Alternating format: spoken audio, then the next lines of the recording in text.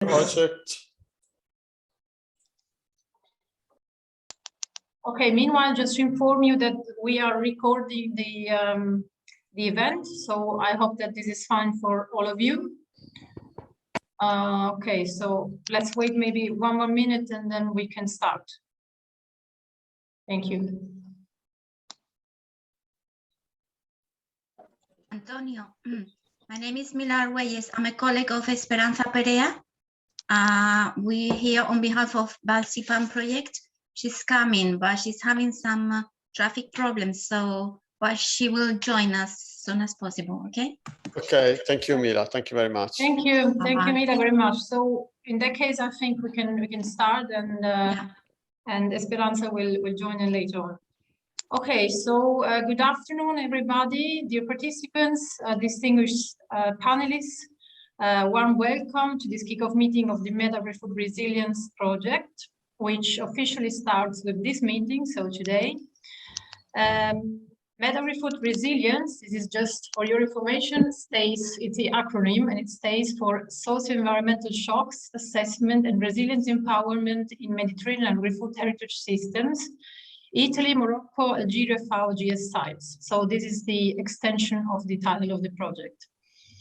The project is a transnational project. It is led by the University of Florence, Department of Agriculture, Food, Environment and Forestry.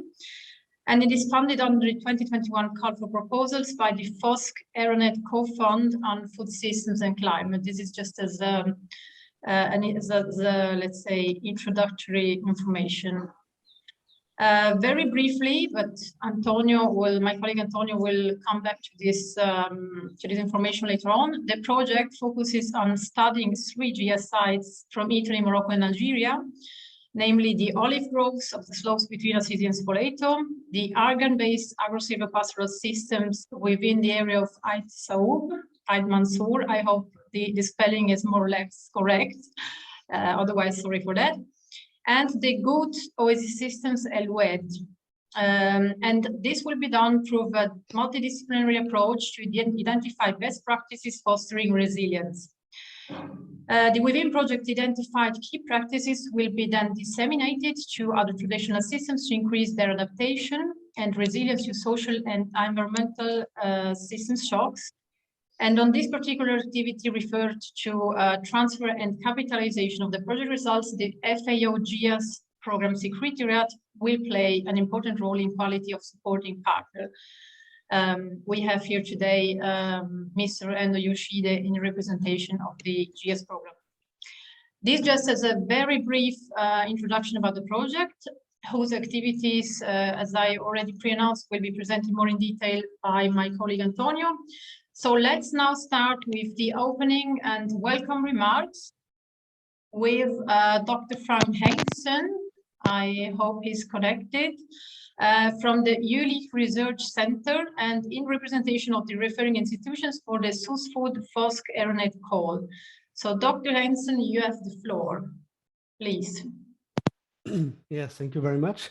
And a good afternoon to everybody. And thank you very much for inviting me and giving me the possibility to talk a little bit about our joint call 2021 and why we are so happy that we are able to fund the MedAgriFoodResilience project.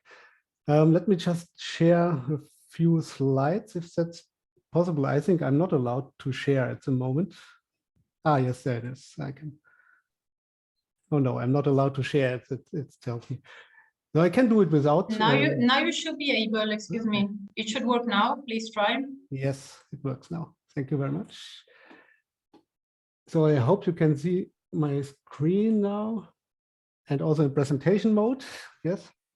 Yes, I confirm, thank you. Good, very much. Thank you very much, yes. So my name is Frank Hensken. I'm the coordinator of SUSFood 2 together with my colleague Nicola Hassan. So we are coordinating it together. And we have made a joint call in 2021 together with the Aeronet Co-Fund FOSC. And the other coordinators are Stefana Ganea Cozzin and Maurice Herral. So I'm today here for the 4 of us and for both networks. Yes, the joint call was entitled Innovative Solutions for Resilient, Climate Smart and Sustainable Food Systems. And yeah, what is SUSFood and what is FOSC? There are two networks, two ERANET co-funds. SASFood is about sustainable food production and consumption, and FOSC is about food systems and climate. And as you can see, it's very similar. Both are about food systems, both are about sustainability and resilience. So that's why we joined our forces together and published a joint call.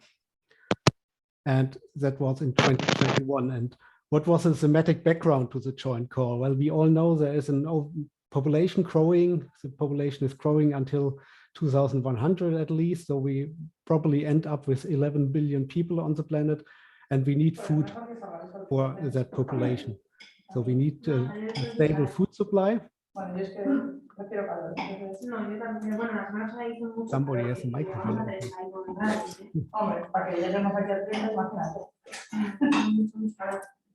Yes. Excuse me, can you please turn off the microphones? Who is not speaking? Otherwise, we try to do that. Excuse me, sorry. Yes. Please. Good. So yes, we all know that we have a depletion of natural resources, that we have biodiversity loss and environmental impact of food systems are very bad. And there's also the problem of food loss and waste.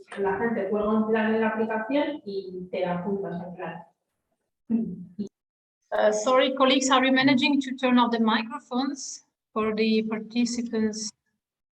Yes, I think no, it's turned off, I think. Yes, so okay, we know. Thank you. So we know that we have a lot of problems there, also with food loss and waste. A lot of the food we produce is lost or wasted even before it reaches the consumer.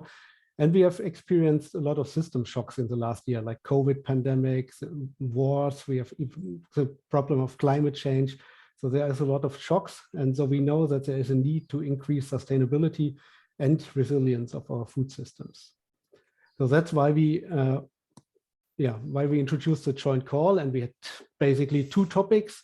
So one is sustainability of food systems, and the second one is resilience of food systems.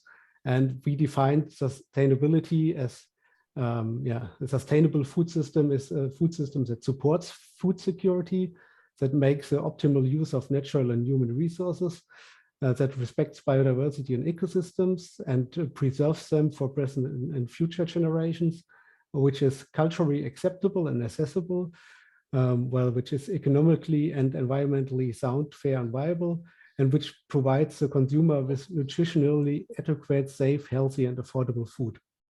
And resilience, with resilience, we mean that the food system is able to resist stresses and shocks, and that the system can bounce back rapidly if there's an impact, like, for example, a pandemic. And it entails the capability to cope with a shock when it occurs, but also to be prepared in order to adapt to a new situation. So that's what we wanted to have in our research projects. And that was a focus of the call. And it was about strengthening research and development for resilient, climate smart and sustainable food system, also to focus on resilient circular systems. So therefore, we introduced two topics to the call. The first topic was innovations to improve food system sustainability, with a focus on resource efficiency and reducing waste. And the second topic, where MedAgriFoodResilience was also placed, is food systems adaptation and resilience to systems shocks. And we received in total 31 projects, 24 of them were eligible. And from the 24 projects that were eligible, 17 were in topic 1 and 7 were in topic 2. And we selected finally 5 projects, 4 in topic 1, Ipsos, Algae Brew, Smart Dairy, and Olive 3P, and only 1 project in topic 2, which is MedAgriFoodResilience. So you can see that you have been quite successful. From 7 projects that were eligible in your topic, you were the only one selected. So obviously you were the best project in the minds of the expert evaluators. So it was not the SASFood or FOSC that chose the projects, but we had expert evaluators evaluating the projects, and your project received the best score in topic 2. That's why it was selected for funding. Yes. So why are we looking forward to your results from MedAgriFoodResilience? We think that resilience is a very important, but sometimes still overlooked aspect of food systems. So there's a lot of research into sustainability, but not so much into resilience of food systems. And we are happy that you are here to change that. Well, traditional food systems have developed over a very long period of time and are adapted to the regional circumstances. So we hope that there are some lessons to be learned for resilience. And traditional food systems, on the other side, have also the potential to help with climate change mitigation and adaptation, and also to probably better maintain biodiversity and wildlife, but also, and that's very important, cultural heritage as well. So that's the reasons why we are looking very much forward to your project and the results you will get. And with that, I'm already finished. Thank you very much for your attention, and we wish you a successful start of the project and, of course, a very successful project. Thank you very much, Dr. Hensken, for your short introduction to the program and also to the expectations concerning the project. So thank you very much. Let's continue with the welcome remarks. Based on our agenda, on our today's agenda, and let's continue with Mr. Endo Yoshide, who we sincerely thank for the availability expressed concerning the support of the FAO GS Secretariat in the promotion and capitalization of the project results and the establishment of the network of Mediterranean GS sites. So, Mr. Endo, you have the floor. Thank you very much. Can you hear my voice? Yes, we hear you. Okay. I would like to congratulate on all the stakeholders involved in this project. In particular, Dr. Santro, University of Florence. I would like to thank him for inviting me to this webinar. And also I would like to thank Federica for your nice coordination. And let me have some time to share the screen. Just a moment, please.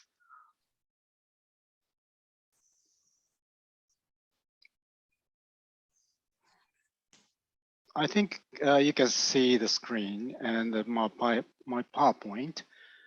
Yes. And I have just 5 minutes, so I will quickly explain the GIS program and the relevance of GIS operation in this context of the research project. So this is the definition of GIS and GIS 5 criteria on which GIS is selected. And now we have the most updated number of GIS sites are 65 GIS sites in 22 countries. So this is all the process of from the proposal making to the final designation of GIS sites and follow-up activities.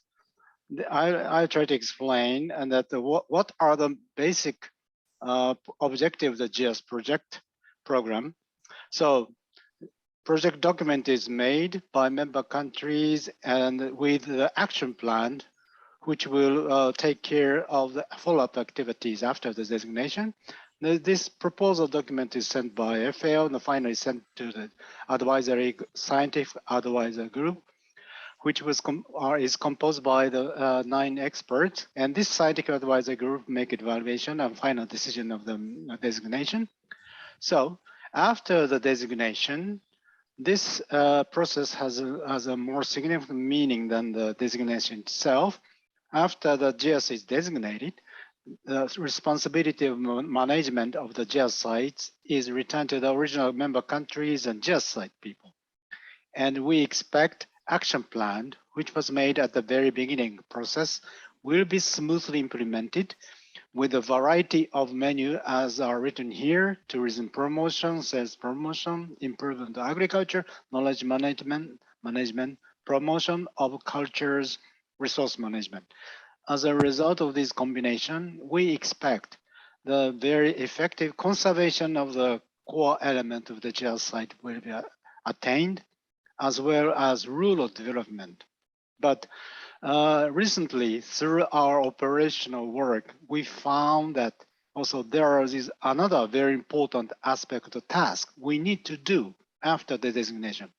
That is a collection of more in-depth information of the sites, including social, economic, and scientific data evidence, as well as action plan implementation. So after designation, we need to ask just site or member countries to conduct and to follow action plan smoothly and effectively. But simultaneously, we FAO or just sites or member countries are highly expected to collect more information on the original structure of the GS site itself through scientific and social and economic analysis. And also we need to collect information on what has been done and what are the impacts of action plan. This is a little bit complicated, but these are very important. So we need to collect more information on the original GS sites because proposal document contains a certain level of information on the structures of GS site, but it is not enough. So we need to cover these very the key information after the GS is designated. I'll show you the examples. Excuse me. These are the pictures of the typical GS sites in the world. Also, these are the series of another GS sites in the world. For example, example one, rice terraces. GS sites in rice terraces can be seen in China or Philippines. But behind this beautiful scenery, we are looking for, and I don't think we don't have sufficient information as to the following point. For example, the entire picture of water supply and demand and how much the water retention capacity the forestry has. Due to the information from the China, when there was a severe drought hit around this area, including the GS site in this rice paddy field, this rice terrace area could somehow survive from such a hit of the damage of the heavy drought. So there is a secret of maintenance of water through the maintenance of forestry. So we need to know the water retention capacity of the forestry more than now, and how the forestries are managed. And there are many wide variety of local varieties of rice are still cropped and maintained. So how so many rice varieties can be maintained? We don't know. We don't have very little information about this. And how the rice terrace structures are maintained and refurbished by farmers, how other crops other than rice are grown, and economic situation of farmers in terms of income from agriculture and non-agriculture. What are the main functions of the farmers association or institution for resource management or other social activities such as the preservation of cultures or agrotourism promotion? We don't have all these information, surprisingly. So we need to ask the local people or Chinese government to provide more information, or Philippine government. Example two is a more social and economic aspects. As a result of action plan implementation, some Japanese GS sites adopt eco-labeling or certification system of the product. So we need to know what are the problem or the impacts of eco-labeling and the certificate system. Example three also, this is also the relevant to the action plan implementation, agrotourism, and this is not a missing information. This is a good case of information already existing as a result of the Chinese researchers. So this is a this paper, this slide itself is come from a summary of research paper focusing on how the income generated by tourist industry in this Chinese rice terrace site covers the farmers' effort to maintain rice beauty landscape of rice terraces. This is an example of the good outcome of the research activity.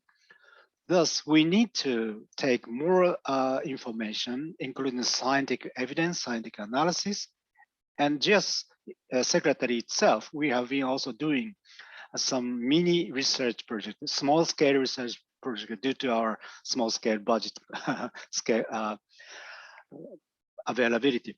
So we are doing, we are asking Brazilian researchers on the slash and burn practices in Brazilian GS side, and also we are asking Tunisian or Moroccan researchers as to their water management system or agrobiodiversity in Morocco GIS site.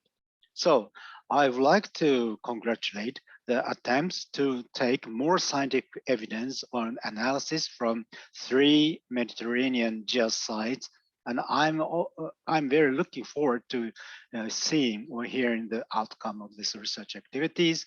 And GIS Secretariat can also support this activity as much as we can do. Thank you very much, and I wish you a successful starting of the project. Thank you very much once again for your attention. Thank you so much, Mr. Rendo. Thank you. Thank you for highlighting how and why the MedAgriFoodResilience project is relevant also to the FAO GIS program. And thank you also for presenting the ongoing small projects for the GIS Secretariat, which the GIS Secretariat is implementing. So, okay, so let's come now to the conclusion of the opening remarks. Sounds a little bit strange, but the end of the opening remarks go to Professor Agnoletti, chairholder of the UNESCO Chair on Agricultural Heritage Landscapes, and former chair of the FAO GIS Program Scientific Advisory Group. Professor Agnoletti, the floor is yours. Thank you. Thank you, Federica. Thank you very much, and welcome to all our colleagues. I think that maybe Frank Hengsen can confirm it or not, but here we are discussing in the framework of one of the first projects, as far as I know, a transnational project about GIS, which is including both the North Shore and the South Shore of the Mediterranean. And that's a very good opportunity to develop common research team. There are words of interest for each one of us.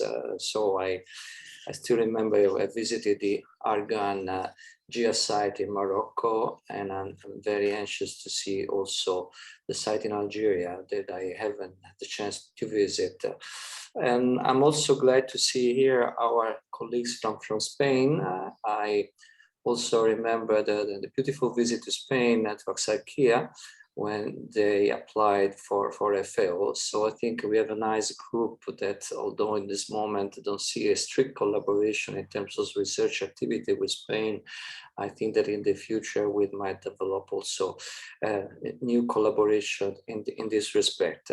The theme today, it's I would say very important for the current times that we are living, because not only we have an environmental crisis that this system is helping us to understand, but also we have a food crisis that, as you see, is affecting, although started in a specific region of Europe, is affecting many countries in the world. And in this respect, I think that the GIS become even more important because we all understand that although we are living in a globalized world, and even the distribution and the market of commodities is in the hand of a few firms and companies, I would say, there is the need to maintain agriculture alive in many countries in the world in order to diversify the sources of food and to take the opportunity to maintain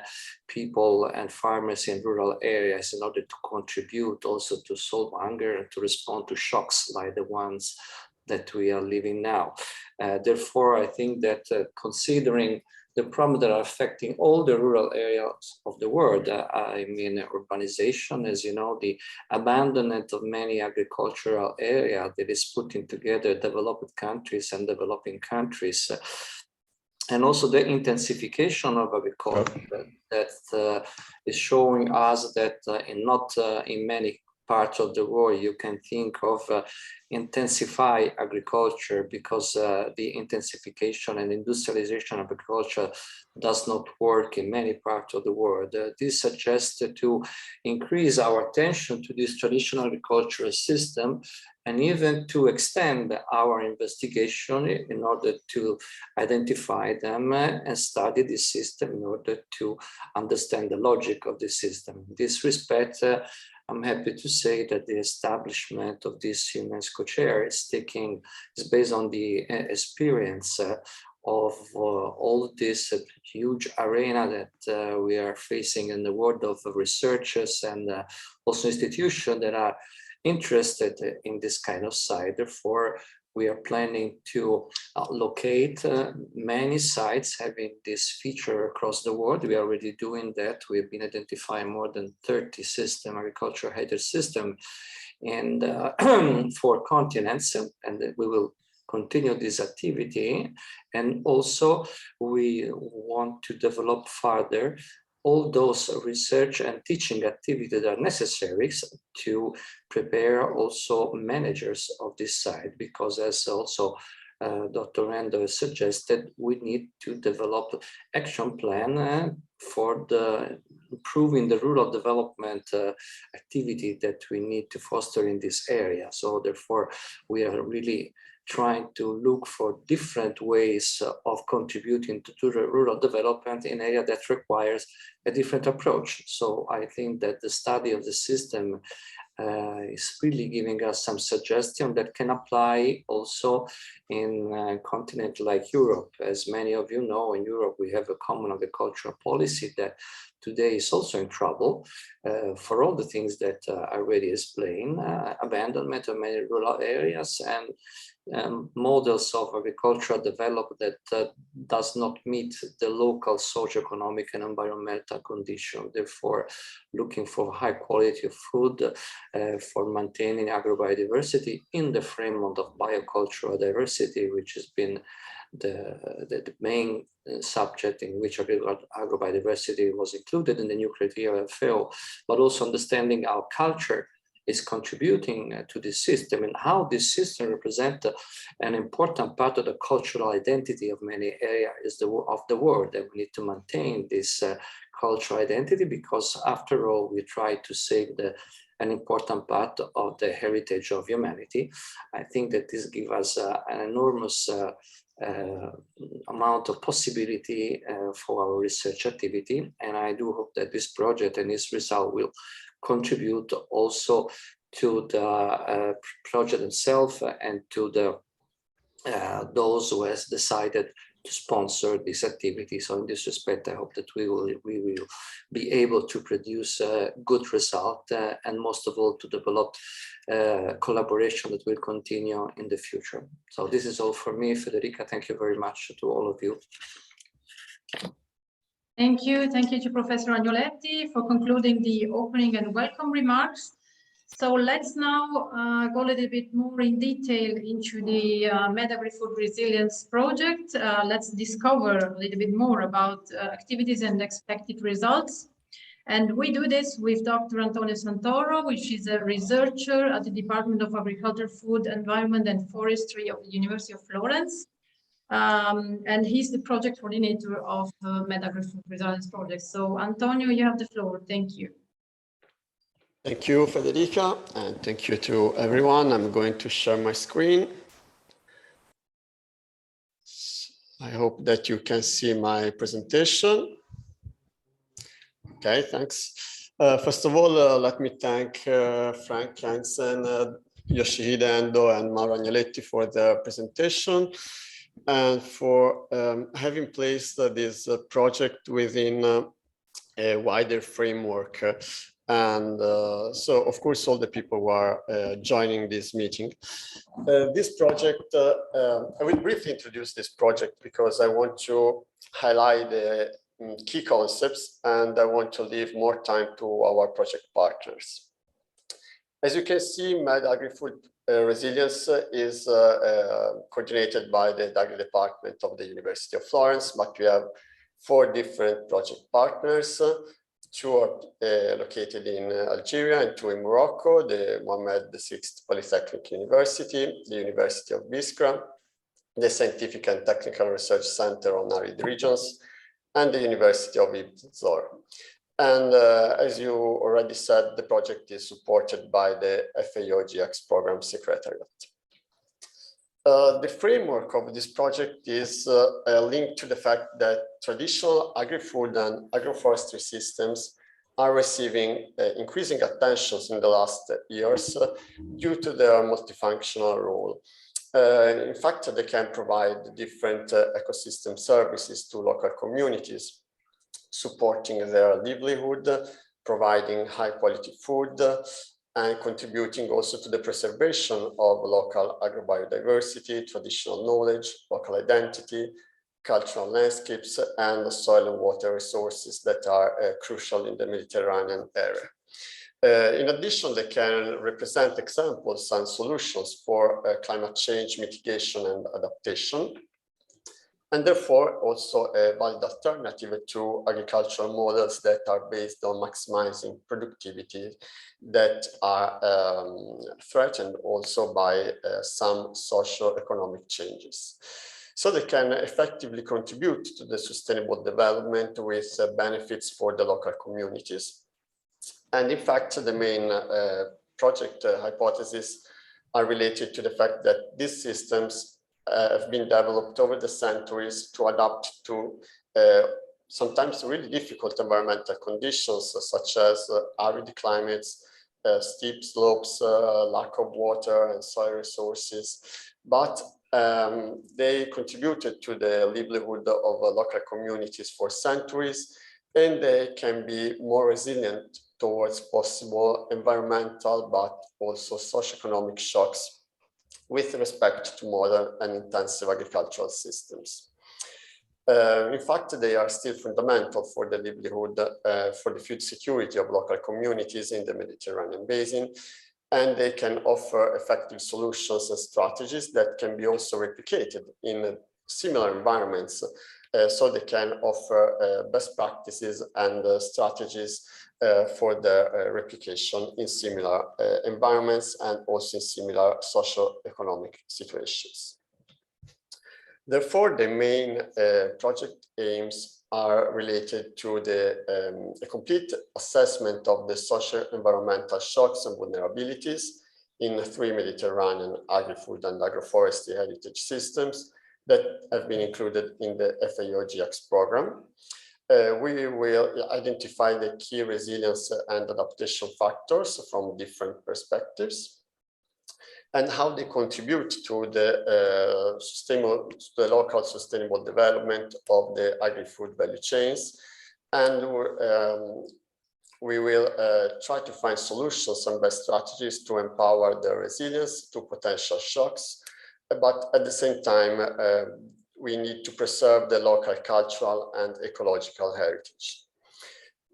This will lead to the identification and to the introduction of innovative solutions, best practices and strategies for the resilience and adaptation that, as I already said, that can be replicated in similar Mediterranean agri-food and agroforestry systems.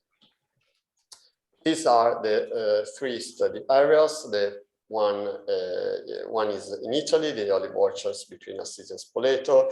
That is really important, not only for high quality of the olive oil that is locally produced, but also because the quality of the final product is linked to the quality of the landscape. And the area, in fact, is also included in the National Register of Historical Landscapes that has been established by the Italian Ministry of Agriculture. Here, olive trees are mainly cultivated on dry stone terraces that, beside a technique that has been developed to cultivate steep slopes, are also an important defense against hydrogeological risk and also an efficient system for soil and water preservation. Then we have the gutoses of Eroed in Algeria that are a peculiar agroforestry system based on bringing the crops near the water, so without irrigation networks, thanks to the fact that the groundwater, that the water table is close to the Earth's surface. This allowed the cultivation of several varieties of date palms and of other crops, but this system is threatened by different social and environmental vulnerabilities. The last one is located in Morocco, the Argan agroforestry system, where the livelihood of local communities is linked to the argan trees and to the argan forest, but the system also provides different ecosystem services and products and byproducts to respond to the different communities' needs. In addition, the role of local cooperatives is really important for the social point of view, especially because women can earn a fair salary. So the project is structured in the 5 different work packages. The first one is the coordination and management. The second one is dedicated to the complete and integrated assessment of the landscape on the soil and water resources, land use transformation, agrobiodiversity, and so on, that will allow to identify the environmental shocks. The work package number 3 is instead dedicated to socioeconomic assessment and will take into consideration different issues, including the farm structure, the market opportunities, migration, gender, COVID, and so on, to evaluate the socioeconomic transformations and vulnerabilities among the local farmers and the population. And the results of the WUPI 2 and 3 will converge in work package number 4, allowing the identification of best practices and strategies to be partly to be promoted at local level with local institutions among the local farmers, but also that can be taken into consideration for replication in similar sites to empower the resilience of traditional agriculture and agroforestry systems. WUPI 5 is instead dedicated to communication dissemination and as a key role within this project, because in our intention, it is crucial to disseminate best practices and innovative solutions across similar agroforestry and agri-food systems. So beside the traditional dissemination activities as the organization of local seminars, the participation in scientific conferences and publication of scientific papers, one of the aims of MedAgriFoodResilience is to create an informal network of GIAC sites in the Mediterranean basin, as there are other sites in Spain, Portugal, Morocco, Tunisia, Italy, and Egypt, to strengthen the collaboration among these sites, to plan future common activities and exchanging experiences and so on. Another interesting dissemination activity is the participation to Terra Madre, Salone del Gusto, that is an international food fair organized by Slow Food specifically for small producers and small farmers, and to highlight the agrobiodiversity related to traditional agricultural practices. This event will take place in Turin, in Italy, in September 2022. And this will be a really good opportunity, not just for MedAgriFoodResilience, but also for the other GIAC sites in the Mediterranean basin, for example, for our colleagues of Spain, of the Valsipan project that we have invited today, but also for disseminating the GIAC program and also the concepts related to the GIAC program. Therefore, we will invite other Mediterranean GIAC sites to collaborate, and the GIAC Secretariat to collaborate with us to this activity. I have finished my brief presentation, and thank you, Federica. Sorry, there is someone speaking. I ask to close the microphone. Alberto Bazzagli, excuse me, can you please switch off your microphone? Because I think we can't. Maybe we can switch off his microphone. I ask. Yes, please, Beatrice, if you can do that. Thank you. Thank you. Thank you so much, Antonio, for this comprehensive explanation of MedAgriFoodResilience project. We all look really forward to the start of project activities, starting from the biophysical assessment of the 3G sites. So let's now continue with the partnership of our project, and this will be done with a contribution by Professor Lucien Bouchot. I hope that my pronunciation is more or less correct. And he's of the university in Zor in Morocco, and he's the project coordinator for MedAgriFoodResilience on behalf of his organization. Please, Professor Bouchot. Thank you. I will share my screen. You have my screen now? Yes, yes. Yes, we can see it. Thank you. Okay. Yeah, thank you. Good afternoon, everyone. And then I am Professor Lucien Bouchot from Department of Earth Science in the Faculty of Science of Agadir, of University of Nazor Agadir in central part of Morocco. And this is my pleasure today to be here with you and share this discussion about this project. And firstly, I would congratulate all the staff or the partners for this success to get this project about this interesting topic. Yeah, I will start to give you some basic characteristic about our seat of GIS, and we will, with our colleagues from UMCSP University, we will contribute to all work packages via these Moroccan cases in the Atlas in the south of Morocco, with more synergy and collaboration with project partners. And we have also to signal an interesting thing is we collaborate closely with sub-local partners like ONZUA, who is the national agency who is in charge of organic ecosystem and oasis, hydraulic departments, and agriculture department, forest department, NGOs, and organ cooperatives in the area. Yeah, our seat is is part into the Atlas of Morocco. Then yeah, Antonio seen us some this aspect of or objective of our projects. Yeah, this area located in arid and semi-arid area.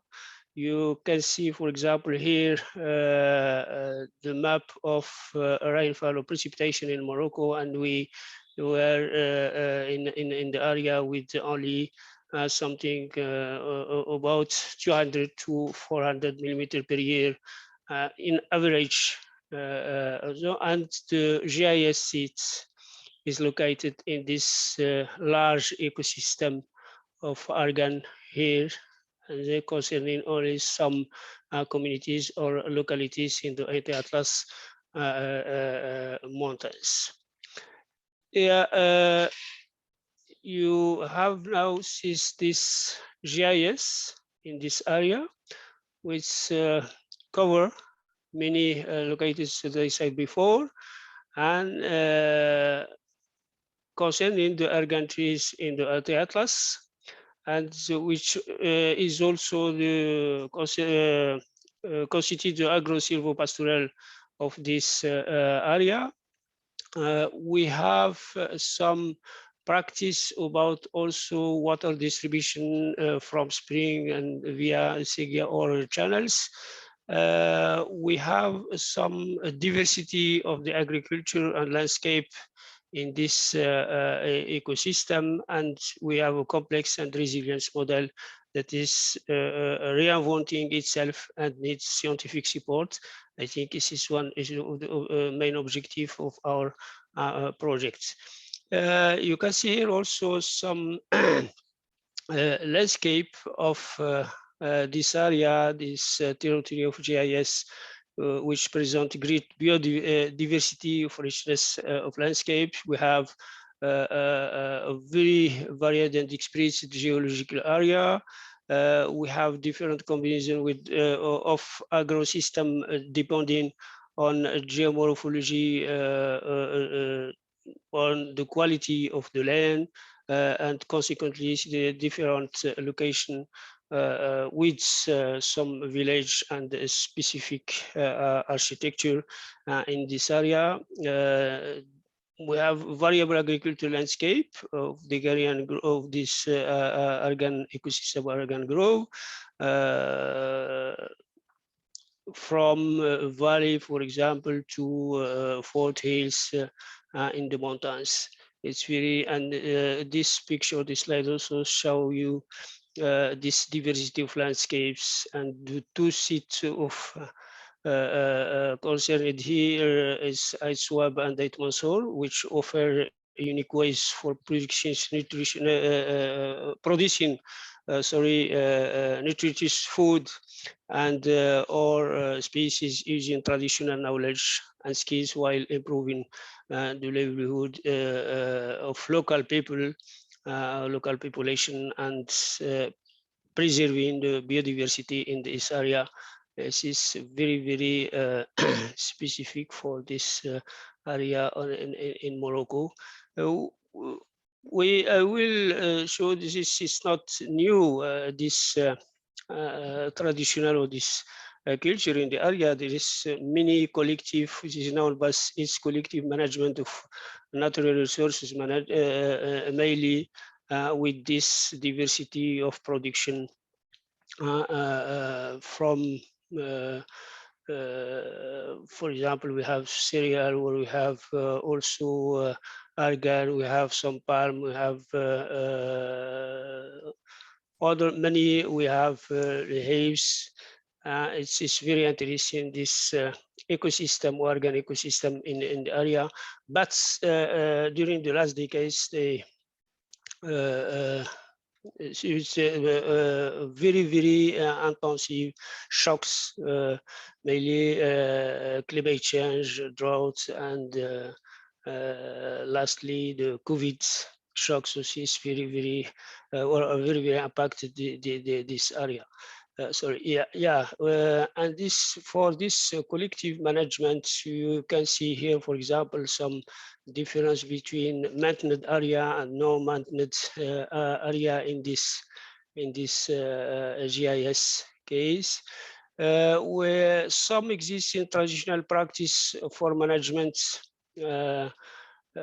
or very interesting in this area. You can see here, for example, from winter what the population can let some activities within the agro system, and during the spring it's different, and during the summer it will be another other management during the collecting of the fruit of the argan. It's very this traditional practice for management is very interesting and conserved in this area. And I think, but due to this all seated shocks, some practice very disturbed in the area, and need some improvement and some capacity building for the population to come over some the main challenges issue, which you can see here. And the first one is this water resources scarcity, this ecosystem degradation under global changes. We have soil erosion, extreme events, droughts and floods, fire, rural exodus, and contemporary changes, also gender equity and governance. And you can via this picture, you can see, for example, the impact of fire, the impact of droughts, pastoralism, and scarcity, water scarcity in the area, and the activities mainly done by women, because the men mainly worked in the big city, and it is the woman who is in charge of sometimes for farmers some activities in this ecosystem. Yeah, based on the main objective cited before by Antonio, we have which focus for this on this assessment, socio-environment shocks and vulnerability, identify the curve for resilience and adaptation, and contribute to the local inclusive and sustainable development of agri-food value chain in the area, and empower their resilience to potential shocks while preserving the local cultural and ecological heritage, identify and introduce innovative solutions. This is the main, one of the main objectives for our project.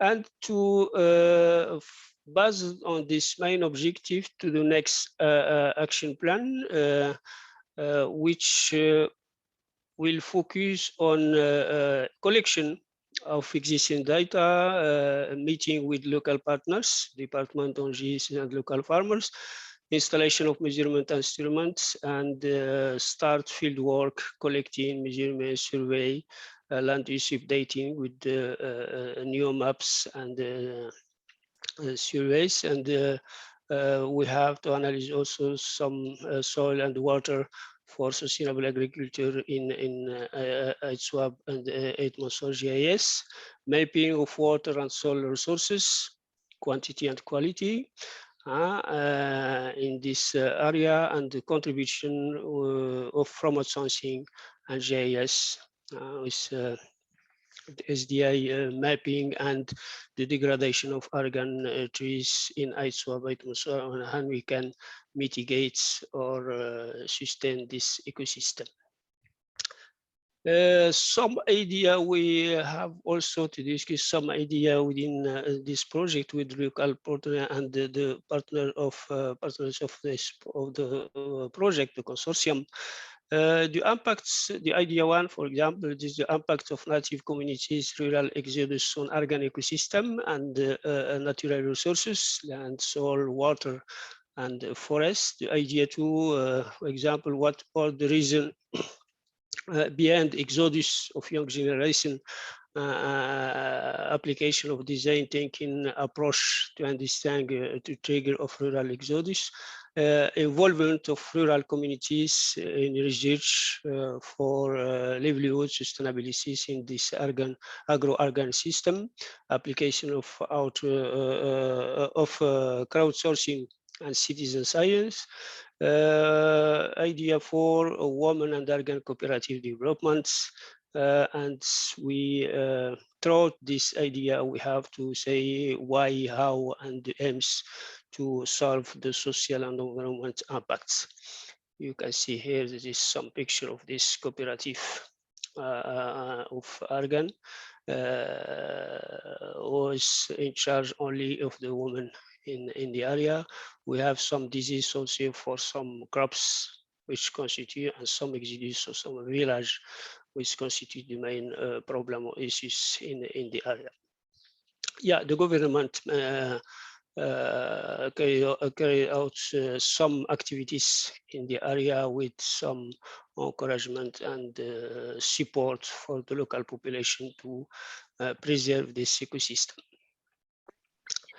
Which I will finish with this, which alternative for resilience or sustainability of this ecosystem. We can, for example, ask this question, what's smart practice for the adaptation to solve, for example, the water scarcity. Then we can, in some area, we can focus to reuse the treated wastewater. We have also to improve eco-geotourism development in this area, and you can combine this with sustainability of agro-system of food in this area, and how the project contribute to improvement to argan cooperative and chain value. This is the main activities, and I finish for this beautiful picture showing the argan trees and the argan fruits, traditional extraction and the new modern construction to have, and this always commercialized by women mainly, and some cooperative for the business men or companies in the area. And now I let the floor for my colleague from MCSP, Victor, to present our involvement in different work package with the more details. Thank you. Thank you very much. Thank you, Professor Bouchou. Thank you for presenting the main significant features of the Morocco GS site, which will be studied within MedAgriFoodResilience project. Thank you for addressing all the challenges and risks faced in the area, and explaining also ideas for addressing these threats. So thank you. The floor now to, as you already pre-announced, to Professor Victor Ongoma. So the second partner of MedAgriFoodResilience project. He's from the Mohammed VI Polytechnic University of Morocco and project coordinator for MedAgriFoodResilience project. Please, Dr. Ongoma.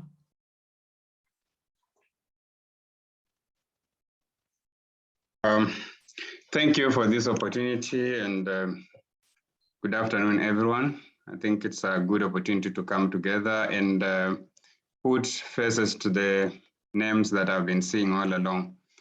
From Moroccan team, we shall be working closely with Professor Bouchou and his team. That's UM6P and his. We have such a synergy whereby we shall share activities, support each other to realize the objectives of this project. He has some experience working with some partners on the ground, the few that he has mentioned, including cooperatives. So that will give us advantage when it comes to field work. I'll just give you an overview of some of the things that we intend to do. Let me play my slide. He has highlighted some, given a description of our area of study. I'll not go much into it. So instead, I'll look at some of the activities that we intend to do. He has highlighted some of the challenges, which I think I can still emphasize on. One of them being water scarcity. There's an aspect of soil erosion because of the topography. Of late, we have cases of increase in extreme events, precisely drought, which is a major concern. And some of these are a threat, both sustainability of not just food value chain, and as well as the environment. So there's a need to investigate, have a good understanding of how they are occurring, identify their vulnerabilities and their sources of strength, that is resilience, so that we can advise them better of how they can move forward. Here are the objectives of the project and how they align with some of the challenges that the area of study is facing.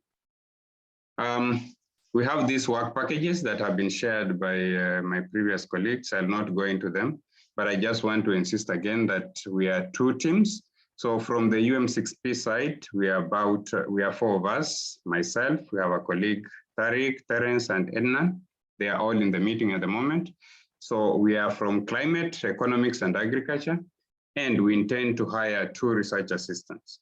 So I know the team is not gender sensitive, but we shall bear that in mind maybe when you are recruiting research assistants, because these are part of the things that the project is promoting anyway, the social aspects and the gender. So we shall put in mind that.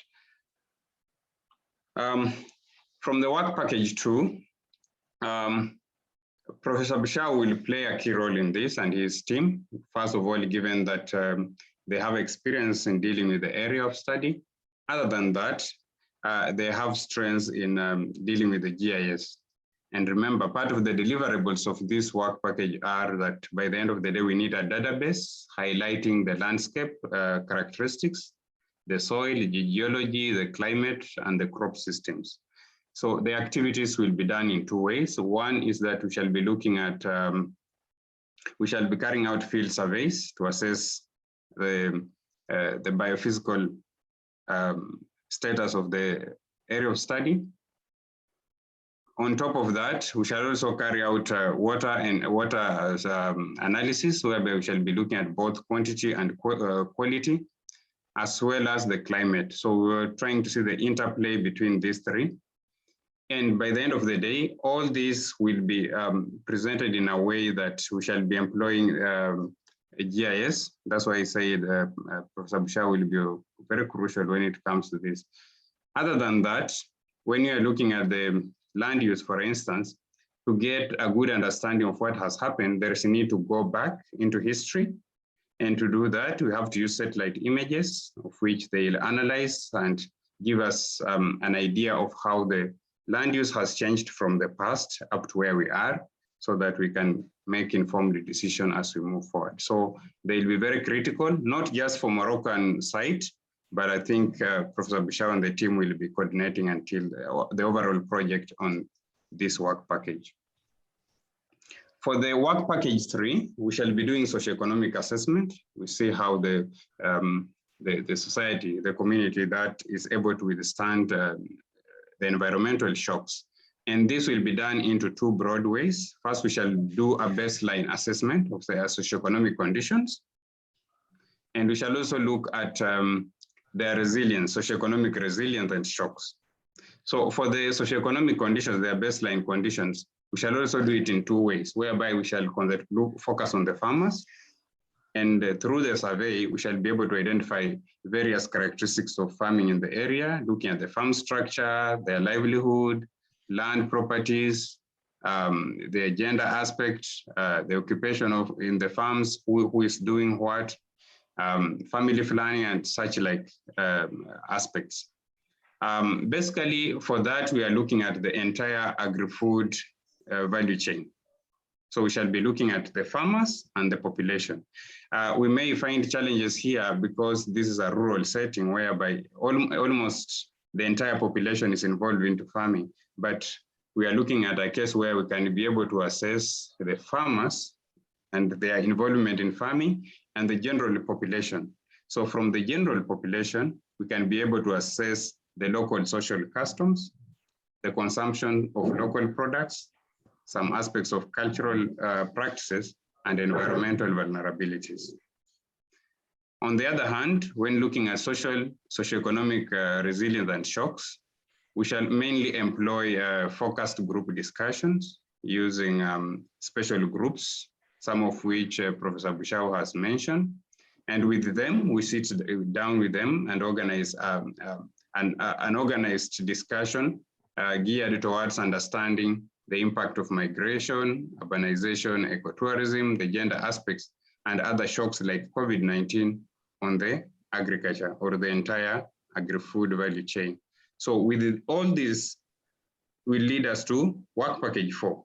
So based on that information, we shall be able to identify the best practices. So basically, we shall be summarizing work package 2, the findings of work package 2 and work package 3. And in that, identify both traditional and innovative solutions in that area.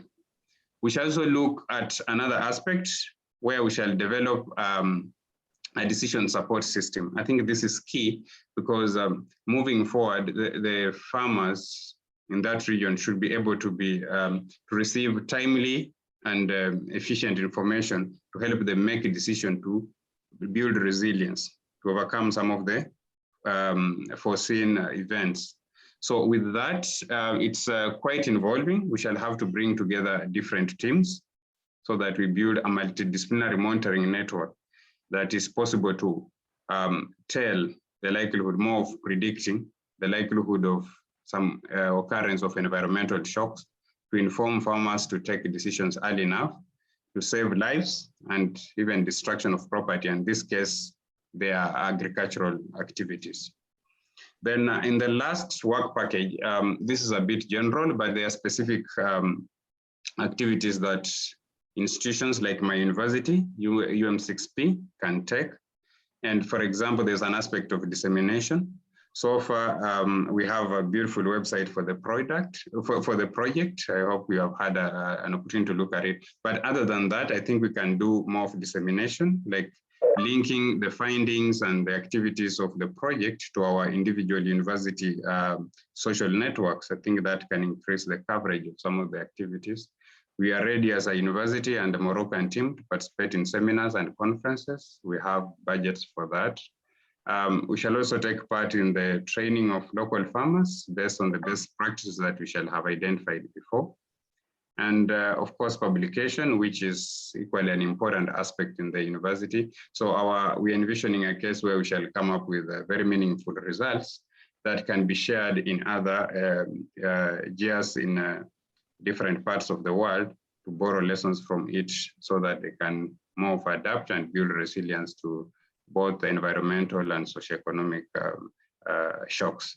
And lastly, for the creation of a network, we are very happy that we're already into at least a smaller network, and we're envisioning a case where we shall continue collaborating, not just the three of us, three case studies, but we shall build more, as it was said in the introduction, and build a bigger network in future. That's what I have for now, and thank you very much.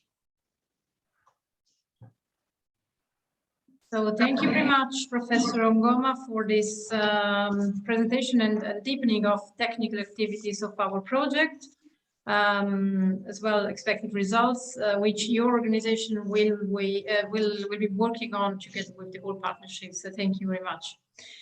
Okay, so before continuing with the project overview by the single partners of the project, we open now short brackets, so to say, and we do this by discovering a twin project, which is called VALSIPAM. This project started in 2020 and will last until 2023.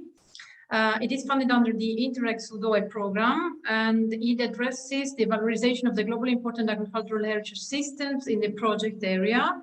And for further details, we now have here today with us Dr. Esperanza Perea Costa from the Regional Ministry of Agriculture of Andalusia, who will introduce to us the VALSIPAM project in quality of project coordinator. Please, Dr. Acosta, you have the floor. Thank you.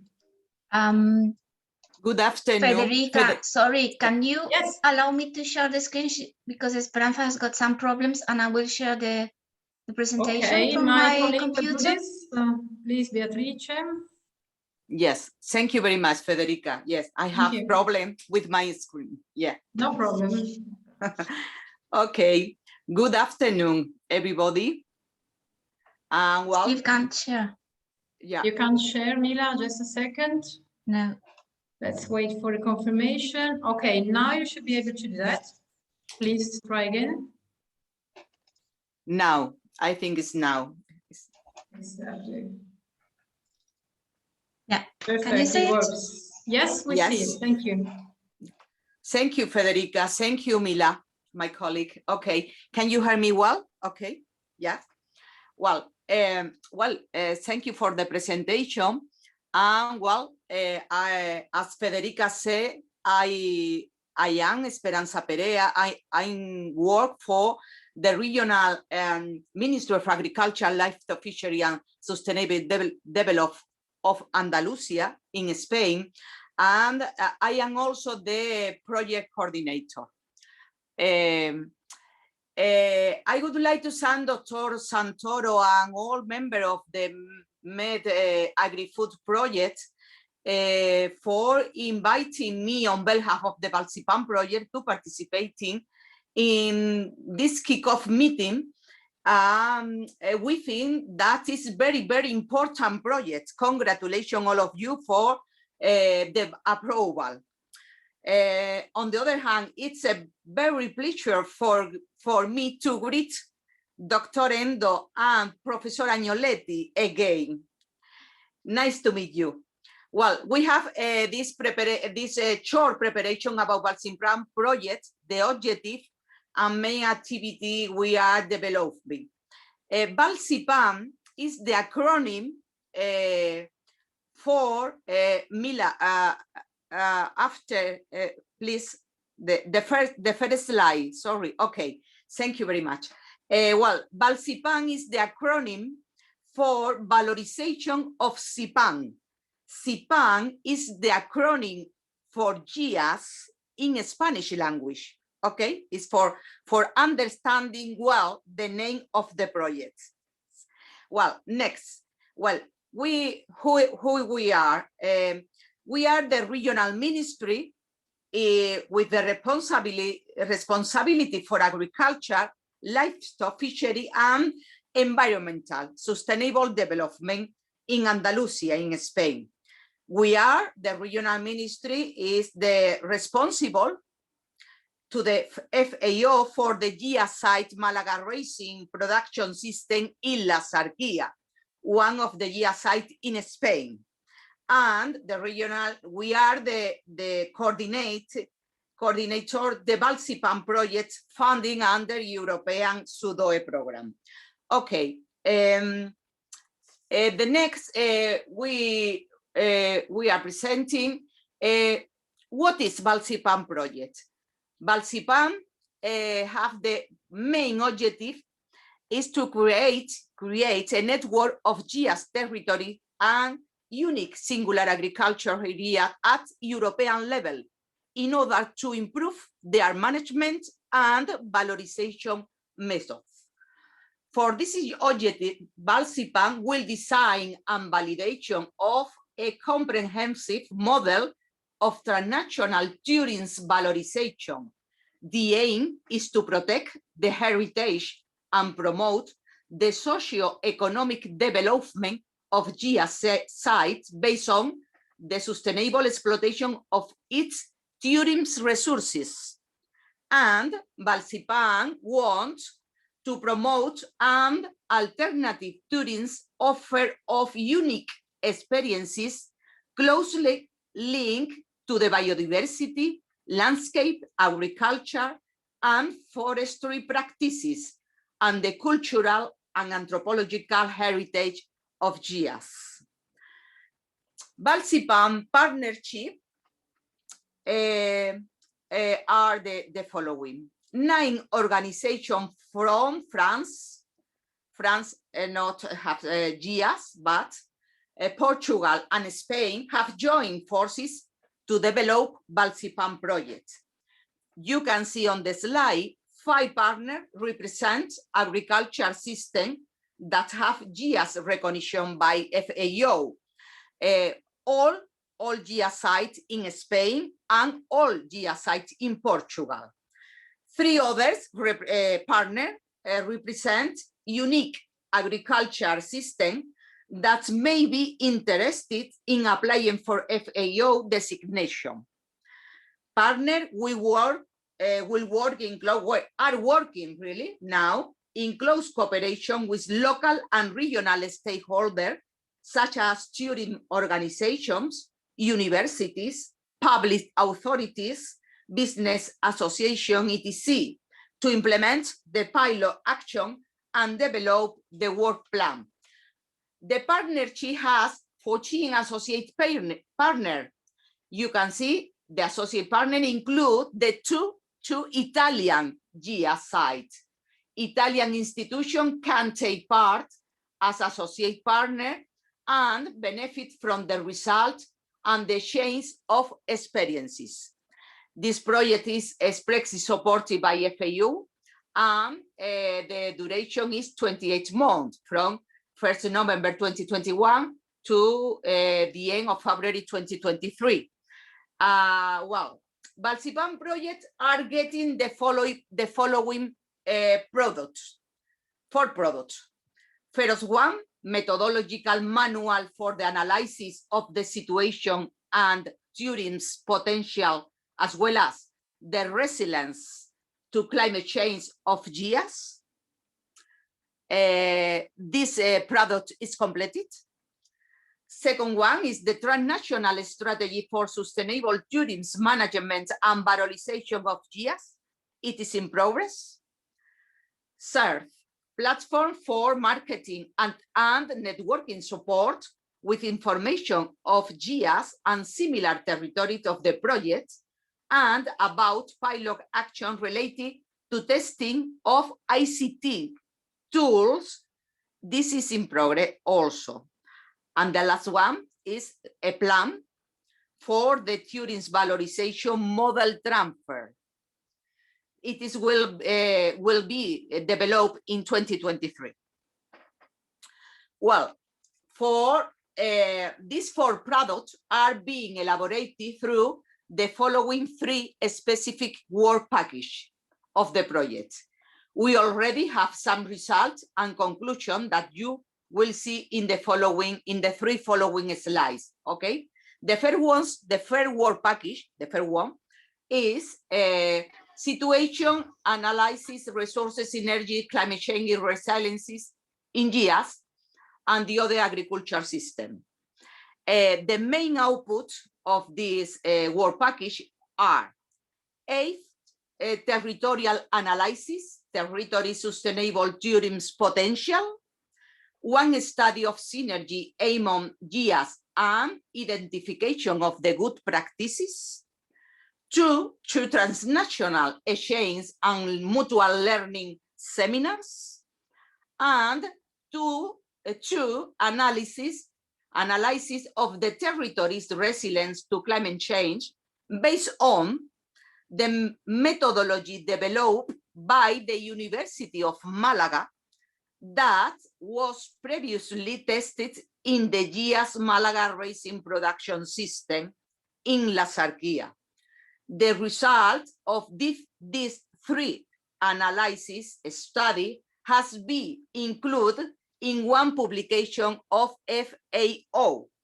We think that is very interesting result.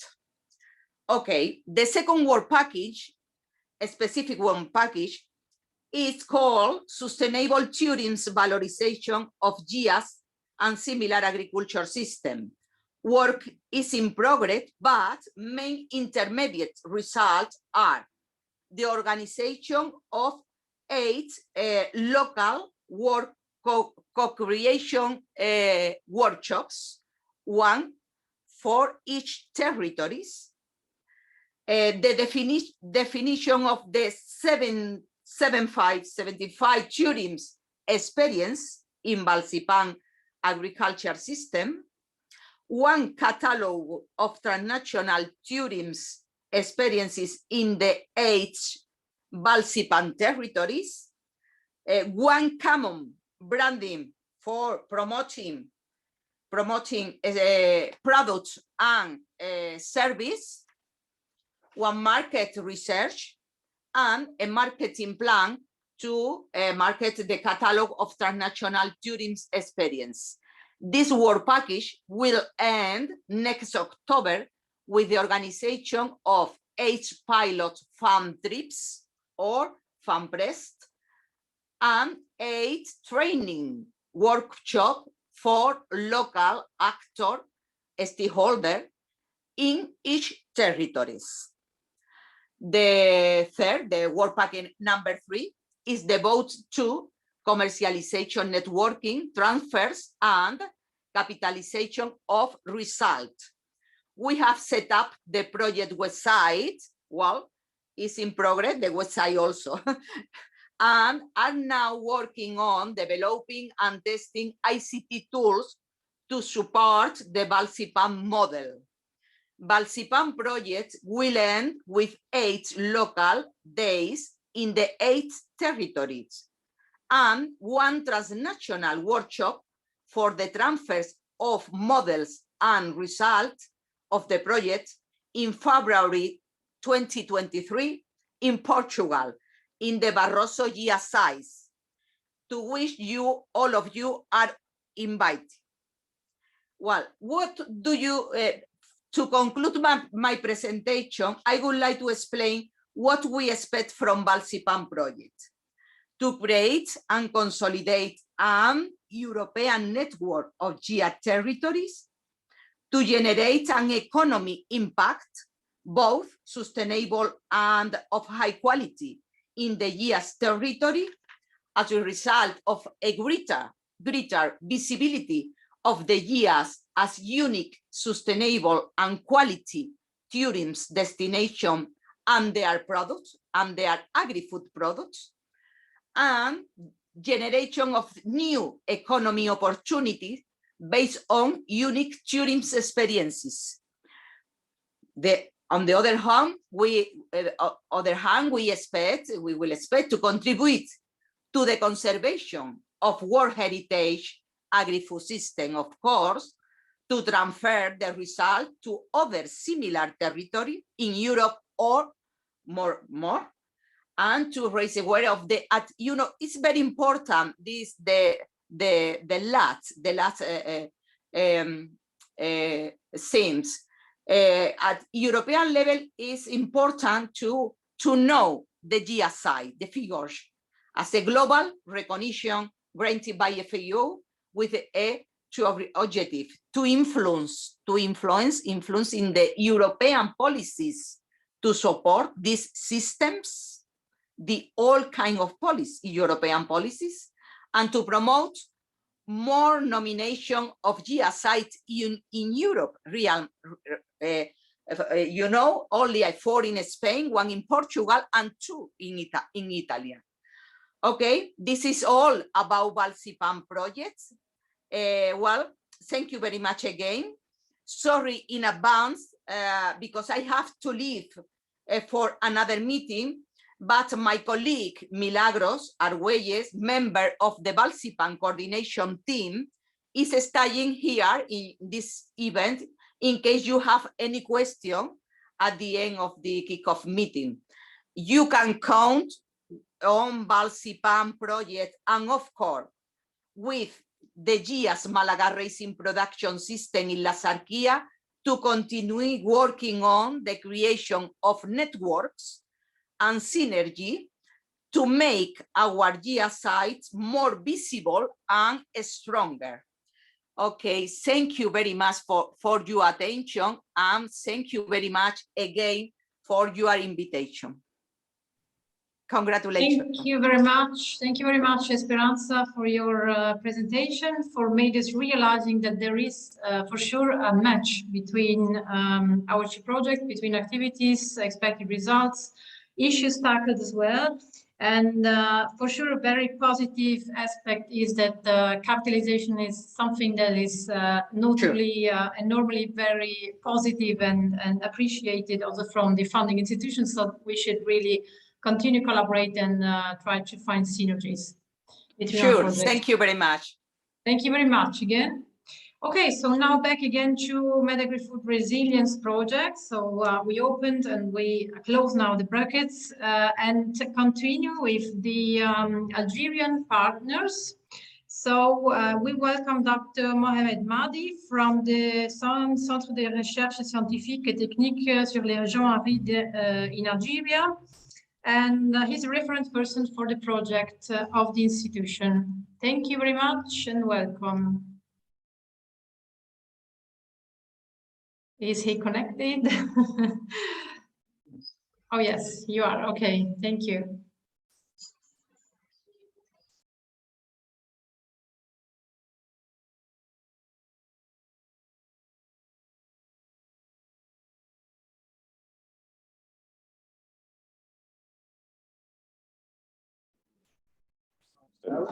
Hi, everyone. Can you hear me? Yes, we can hear you. Hello, welcome. Thank you for attending Kickoff meeting today. I am a member of, I am a part of a team of 14 researchers at the Center's Scientific and Technical Research Center on our region. What I am going to present today is still only in its early stages, but not. But I think the information within it are worth telling to you. My agenda today is I will begin with by giving you an overview of Arsan Center, and then I will move on to the definition of oasis in Algeria, and then I will giving you the definition of the oasis, the road system in Algeria, and in the end I will conclude by our objective and a challenge in this project. So I will share with you my screen.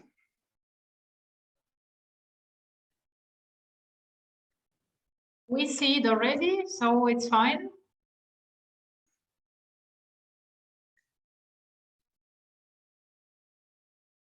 Okay. Yes, we see your screen. Yeah.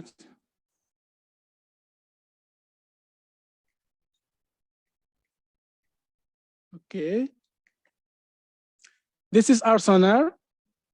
Our sonar, it's in personal public public scientific and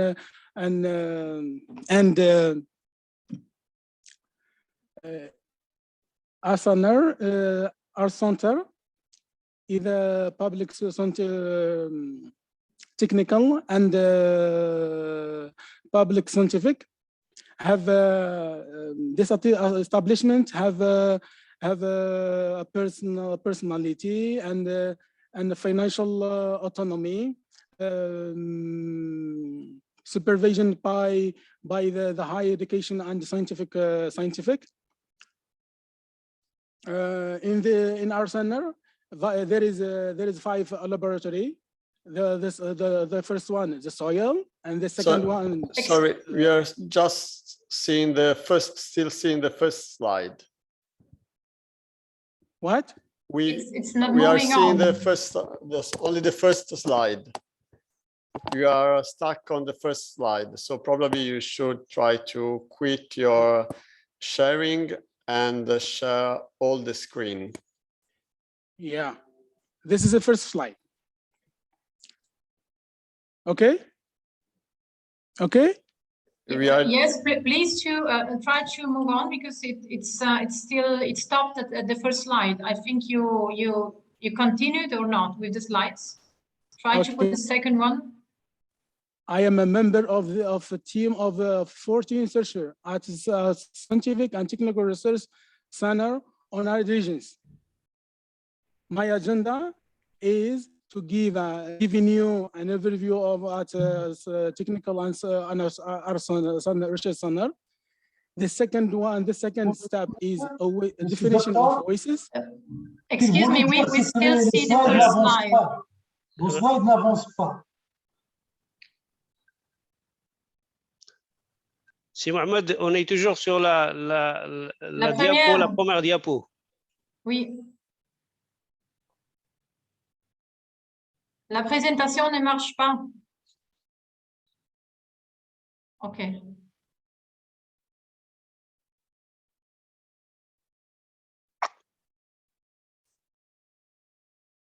OK, maintenant, je pense que ça marche. OK, merci. Please.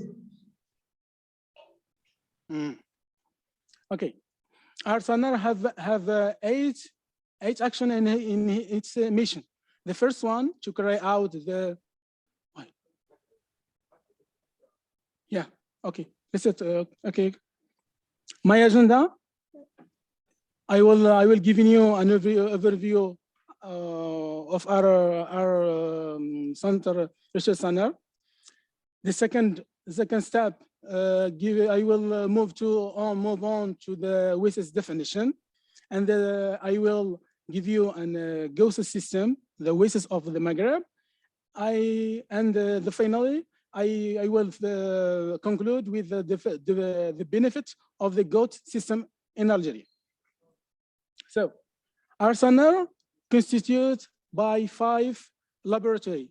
The first one, the soil, the second one, the water laboratory, and the third one, the bioresources, and the fourth, the geomatic, and the fifth one is the vegetable biosystematic. In our center have eight actions to achieve a high quality on research. The first one is to carry out the technical and scientific research in our region or the region have with drought or desertification. The second or the third action to undertake and participate in any disciplinary on the region. The third and the fourth and the fifth and the sixth is to constitute, process, and store and disseminate the data bank on the region, and the final to contribute in all the event on in this region. We have in our center 350 employees. 210 of them research support, and the rest is 140 researchers. This number of researchers is subdivided over seven divisions. The management and valorization of water resources. The second, management and valorization of soil resources. The third, ecology of our ecosystems and climate risks. And biological resources, phenoculture resources, fight against desertification, and the last one, economic and social development. Our center took off from it almost 5 experimental stations. Today I can speak about 3. The first is the biosources experimental, Lotaya, have 2 laboratories, the collection laboratory and the cultural in vitro laboratory. The second experimentation station experimental is located in Ochegers, have 2 laboratories, agropedology and zootechny and veterinary.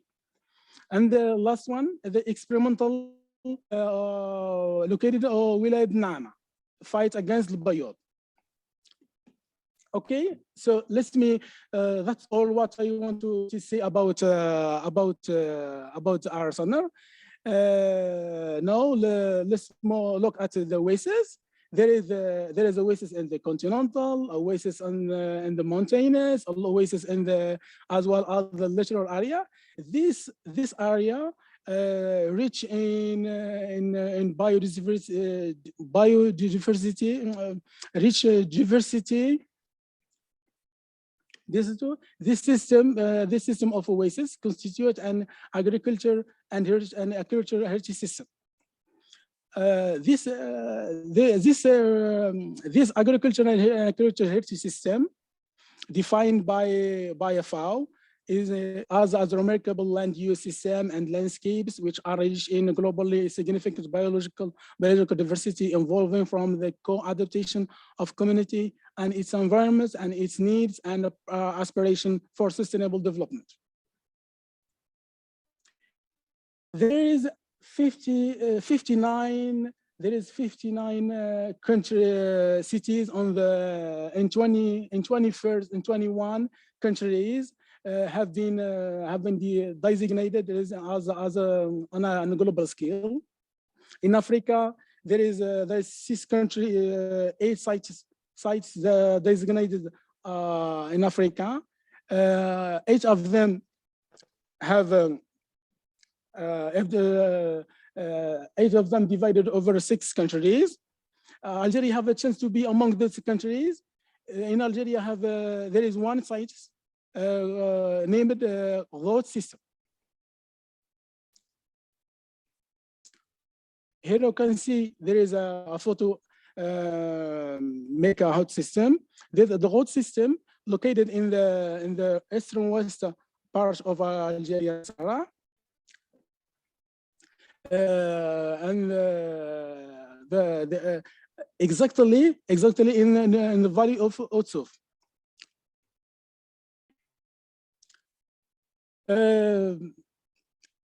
there is 9,722 goats in Algeria in Souf Valley, distributed as you can see. There is 3 types of goats: circular goats, elongated goats, and rectangular goats. I almost forget to talk about the main objective of this project is to protect the goat from extinction by assessing the factor of social and economic resilience that have contributed to adopt of this system to assess and generalize. By achieve this challenge, in all this objective, all this will be based on the estimating the groundwater level and determine the area that suffer from the water rise phenomenon. Second one, assessment of the climate change, water level, and land use effects on the agricultural yield of the goat. The third, assess the resilience factors of socioeconomic and contributed to adapt on the environmental system shocks to value and generalize them. And the final, preparing a map that is showing the current area of the goat and the future area proposed based on analysis of water and distribution and land use changes through the use of GIS statistical analysis. Okay.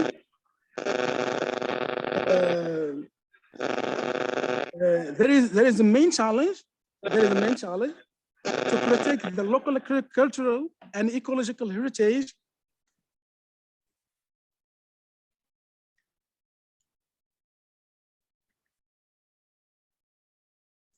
There is a main challenge to protect local heritage, cultural and ecological heritage.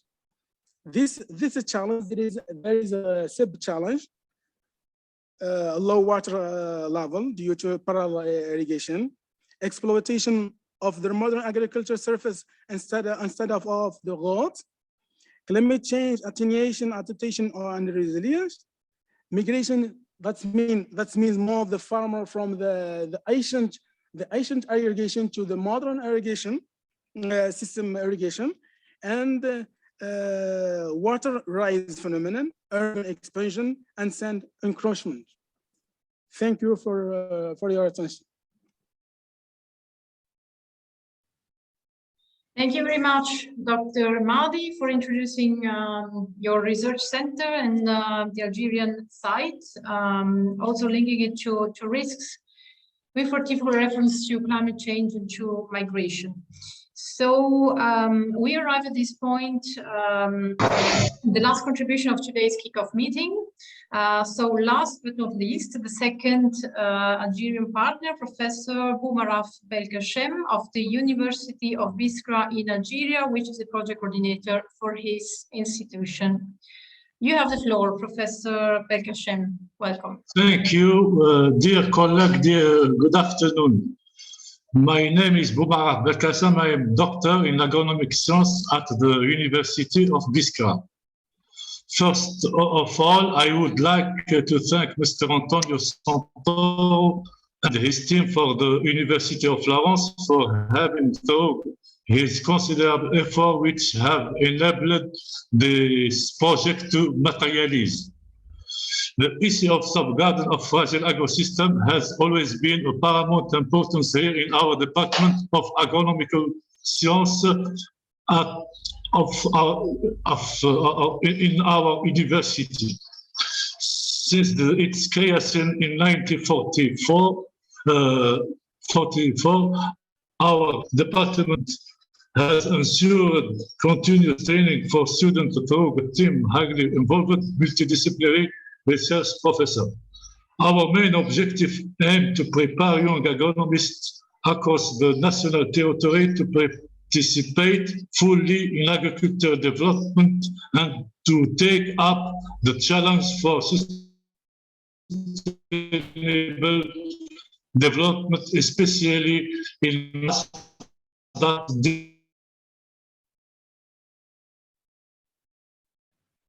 aim to transfer the knowledge of technique necessary for sustainable and ingenious agriculture in arid environment, and the training of young researchers in agronomy able to meet societal expectation and the challenge imposed by a very threatening globalization on our traditional production system. Our main objective is to promote the ability to adapt to technological development and also the ability to work in a team and to show creativity and initiative in professional life in Saharan land. For this project, Prof and agriculture, both in agricultural, hydrogeological, architectural, and socioeconomic fields, was invited to this multidisciplinary team, was involved to participate actively in the present project. Thank you. Merci beaucoup. So thank you very much, Professor Bekashem, for your speech. And your intervention marks at this point the end of the MedAgriFoodResilience launching conference. On behalf of the Laboratory for Landscape and Cultural Heritage, so the research unit which develops the project proposal together with the whole partnership, of course, we want to express our thanks to all speakers who intervened today, with a particular thank to the FAO Secretariat and to Mr. Dr. Yoshide Endo in particular for their support in the diffusion of the event, to Dr. Hengsen from the ULIC Research Center, to Dr. Acosta in representation of the Valsipan project, and to all MedAgriFoodResilience partner representatives with whom we are really looking forward to work with starting from today. So thank you very much. I will now ask to all MedAgriFood Resilience partners to stay connected, please, because we will have now a first internal meeting, which will follow the public conference. So once more, congratulations to everyone and all our gratitude. I would ask a very last thing to our participants, if you don't mind, we could take a group photo if everyone is willing to open and to switch on the camera, and then we can conclude the meeting. Okay, for those who want, thank you. Please smile. And Beatrice, can you please take a shot of our community? Okay. So hello to the colleagues of the GIA Secretariat, everyone. Hello. Thank you. Hello, Jose, SAC member. Hello, of the GIAS program. Okay. Thank you all then. This is the end of the conference. Have a nice afternoon, nice evening. Thank you very much. Thank you, and good luck with the project. Thank you. Thank you so much. Thank you, everyone. Thank you very much. Bye. Successful research. Thank you. Bye. Congratulations. Thank you. Bye. Bye. Bye. Bye-bye. Bye. Bye, Jose. Bye. Bye.